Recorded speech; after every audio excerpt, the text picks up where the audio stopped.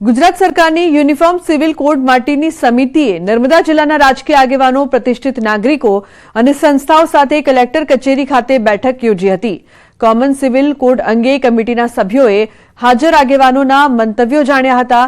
આ બેઠકમાં હાજર આદિવાસી સમાજના આગેવાનોએ યુનિફોર્મ સિવિલ કોડ અંગે સમર્થન કર્યું હતું અને આ કાયદામાં આદિવાસીઓનો પણ સમાવેશ કરવા રજૂઆત કરી હતી।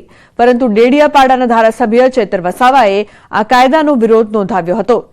ચેતર વસાવાએ કહ્યું કે જો આ કાયદો આવશે તો આદિવાસીઓના તમામ હકો છીનવાઈ જશે। તો મુસ્લિમ સમાજના વકીલ RM કુરેશીએ પણ કાયદાનો વિરોધ નોંધાવ્યો હતો।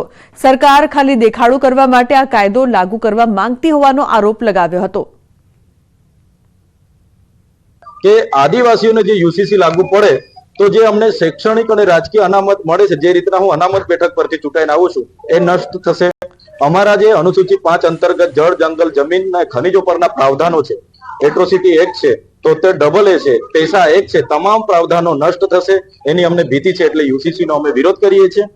એટલે આ એક હાલની જે મીટિંગ થઈ કે જે સૂચનો લેવામાં આવ્યા, બહુમતીના જોરે યુસીસી ની તરફેણમાં આવ્યા છે, પરંતુ હું સમગ્ર મુસ્લિમ જમાત તરફે જ નહીં પણ ભારતના દરેક નાગરિક તરફે હું બોલું, જેના અંદર બહુજન સમાજ છે, આદિવાસી સમાજ છે, જે પણ બીજા સમાજો, તેને પણ આ કાયદો આવવાથી ઘણું બધું નુકસાન થશે અને એના જીવનના અંદર એટલું બધું પરિવર્તન આવશે કે છિન્ન ભિન્ન થઈ જશે। કે આદિવાસી સમાજને આમાંથી બાકાત રાખ્યો છે, આમાં લેવાનો નથી। તો એ બાબતે પણ ઘણી ચર્ચા થઈ, ઘણા લોકોનું સમર્થન પણ મળ્યું છે કે આદિવાસી સમાજને પણ આમાં સમાવેશ કરવો જોઈએ। ડેમના પાણી મુદ્દે તંત્ર અને ખેડૂતો આવી ગયા છે સામસામે। અમરેલીના રાજુલા તાલુકાના ધારેશ્વર ગામ પાસે ધાતરવડી એક ડેમના પાણી મુદ્દે ખેડૂતો લડી લેવાના મૂડમાં છે, જેને લઈને ખેડૂતો દ્વારા સભા યોજવામાં આવી હતી, જેમાં આ ડેમના પાણીને લઈને ચર્ચા કરવામાં આવી અને રાજુલા પ્રાંત કચેરી ખાતે પહોંચીને આવેદનપત્ર પાઠવ્યું હતું।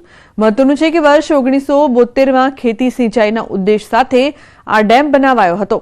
ત્યારબાદ વર્ષ 1987માં દુષ્કાળની સ્થિતિ સર્જાતા રાજુલા શહેરને પીવાનું પાણી પૂરું પાડવા માટે ધાતરવડી એક ડેમમાંથી પાઇપલાઇન દ્વારા રાજુલાને પાણી આપવામાં આવ્યું, જે માટે તમામ લોકોએ સંમતિ પણ દર્શાવી હતી। પરંતુ હવે તંત્ર દ્વારા આ પાઇપલાઇનને મોટી કરવાની કવાયત હાથ ધરવાની હિલચાલ શરૂ થતા ખેડૂતો રોષે ભરાયા છે। ખેડૂતોએ એવો પણ આક્ષેપ કર્યો છે કે આ ડેમનું પાણી ખાનગી કંપનીઓને આપવા માટેની તંત્રની વિચારણા છે।